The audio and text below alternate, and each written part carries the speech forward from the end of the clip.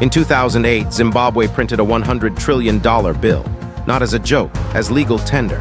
You could hold $100 trillion in your hand and not be able to buy a loaf of bread. That's not inflation. That's something breaking at a fundamental level. And what breaks isn't what most people think. When a currency collapses, the money doesn't disappear. The numbers are still there, banks still open, ATMs still dispense cash. From the outside, the machinery looks like it's working. But something invisible has shattered, and once it breaks, it doesn't come back. This isn't about economics. It's about trust vanishing in real time. And the mechanics of how that happens are stranger and more brutal than the headlines suggest. Every few years, somewhere in the world, a currency dies. Venezuela, Lebanon, Argentina again, Turkey teetering. And every time it happens, the same questions surface. Could it happen here? What would it actually feel like? And why can't they just fix it? The answer is hiding in plain sight, because currency collapse isn't a single event, it's a cascade. And the first thing that breaks isn't the money, it's the agreement. Money is a shared hallucination. That sounds flippant, but it's technically accurate. A dollar bill, a euro, a yen, none of them have intrinsic value. They're worth something because everyone agrees they're worth something. That agreement is the entire foundation. When you get paid, you accept paper or digital numbers because you believe you can trade them for goods tomorrow. Your employer pays you in currency because they believe their suppliers will accept it. Suppliers accept it because they believe their costs can be covered with it. It's a chain of belief. And the moment that belief wobbles, the whole system starts to tilt. Here's where it gets interesting. Currency collapse doesn't start with the government. It starts with regular people making small, rational decisions that compound into chaos. Let's say you live in a country where inflation is climbing. Not hyperinflation yet, just uncomfortable, 10%, 15%. Your salary stays the same, but groceries cost more every month. You start noticing, so you make a smart move. Instead of keeping cash, you buy things that hold value. Canned food, fuel, maybe a little gold. You're not panicking, you're just hedging. But when millions of people do this simultaneously, something strange happens. Demand for goods surges, prices spike faster, which makes more people hoard, which makes prices spike even faster. The cycle feeds itself. And suddenly the government has a problem, because this isn't just inflation anymore. This is people actively fleeing the currency. Here's the cruel irony. When people start losing faith in a currency, the government's instinct is to print more of it. Why? Because they still have bills to pay, salaries, pensions, debt. And if tax revenue isn't covering it and no one will lend to them, printing money is the only option left. It's not a choice. It's the last move available. But printing money to solve a trust problem is like throwing gasoline on a fire to put it out. Every new bill in circulation makes the existing bills worth less. People see this. They flee faster. The government prints more. The loop accelerates.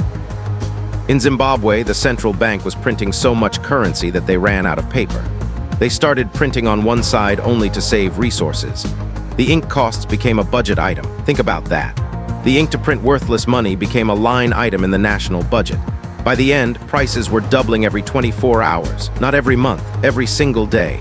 You'd buy eggs in the morning, and by evening the price had doubled. Restaurants stopped printing menus. There was no point. But the numbers don't capture what actually breaks. It's the texture of daily life that disintegrates. Savings vanish first, not stolen, just erased. If you spent 30 years putting money aside and inflation runs at 1,000%, your life's work becomes pocket change in weeks. Retirees who planned carefully find themselves destitute, not because they were reckless, because the measuring stick changed. Then wages become a joke. In Venezuela, the minimum wage in 2018 was about $30 a month. Not daily, monthly. Teachers, nurses, engineers, they were all earning the equivalent of a dinner check. Work stopped meaning anything in monetary terms. People started bartering. Doctors traded consultations for food. Electricians fixed wiring in exchange for rice. The social contract doesn't just fray, it inverts. Suddenly, the people who played by the rules, saved money, stayed in stable jobs, they're the ones who lose everything. And the people who saw it coming, who moved money offshore, who dealt in dollars or gold, they survive. It rewards distrust, punishes faith in the system, and that psychological scar doesn't heal. Here's what makes it worse. When your currency collapses, you don't get to opt out of the global economy. You still need imports, medicine, fuel, technology. And those are priced in stable currencies. So even if you're willing to accept that your money is worthless domestically, you still need dollars or euros to function. And if your country can't earn those through exports, you're stuck. This is where the real desperation sets in. Black markets for foreign currency explode. Exchange rates split into official rates and street rates. The government says $1 equals 10,000 of your currency. The guy on the corner says $1 equals 50,000. And he's the one with actual dollars. People start quoting prices in foreign currency even for domestic transactions. A haircut costs $5. A taxi ride costs $2, not in actual dollars, in the equivalent value, because no one trusts the local money enough to use it as a reference point anymore. The currency is still there. It's still legal tender, but it's been functionally replaced by something else. Usually the US dollar, sometimes cigarettes or mobile phone credit. Anything that holds value better than the official money. And this is where governments make it worse. Because when you're losing control of the currency, the temptation is to control everything else. Price controls get imposed. Bread cannot cost more than X, fuel cannot cost more than Y. It sounds compassionate. It's economically suicidal. Because if you force businesses to sell goods below the cost of production, they stop producing. Shelves go empty, not because there's no demand. Because there's no incentive to supply. So then you get rationing, then you get corruption. Then you get a system where the only way to get basic goods is through connections or bribes. The economy doesn't disappear, it just goes underground. In Venezuela, the government created a two-tier system. Subsidized goods at official prices if you could find them. And a black market where everything was available at 10 times the cost. The gap between the two became a source of profit for anyone with access to the subsidized supply chain, which meant the people closest to power could buy goods at the official rate and resell them at market rate. Instant arbitrage. The collapse became a business model for insiders. So what breaks when a currency collapses? It's not the paper, it's not even the economy, technically. GDP still exists, people still work, goods still move. What breaks is the measurement system. Money stops being a reliable store of value. It stops being a useful unit of account. And eventually it stops being a medium of exchange.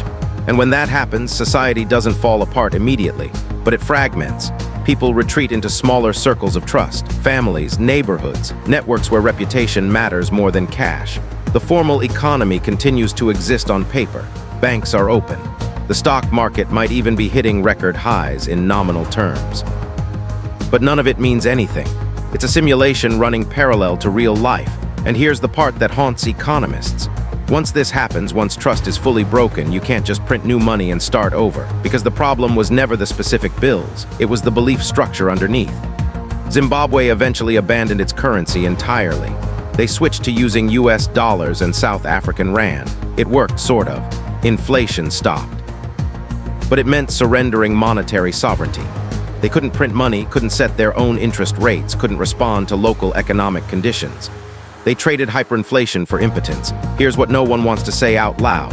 The mechanics of currency collapse are well understood. We know the warning signs, we know the feedback loops, we know how it ends, and yet it keeps happening, not in obscure backwaters, in countries with universities, central banks, economic advisors. Venezuela has more oil reserves than Saudi Arabia. Zimbabwe was once called the breadbasket of Africa.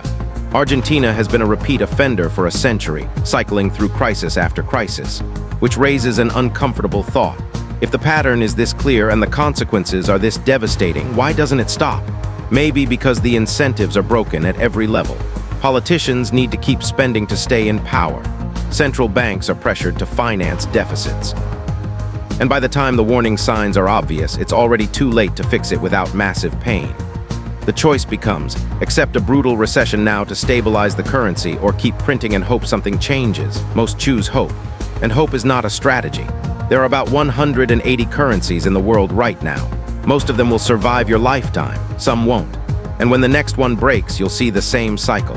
The denial phase where officials insist it's temporary. The hoarding phase where people buy anything that isn't cash. The surreal phase where prices lose all meaning. And finally, the capitulation, where everyone just agrees to use someone else's money. Because in the end, money is just a story we tell ourselves. And when enough people stop believing the story, no amount of printing presses can bring it back. The question isn't whether it can happen. It's whether the structures we trust today are as solid as we think they are. And whether we'd recognize the warning signs before the agreement starts to crack.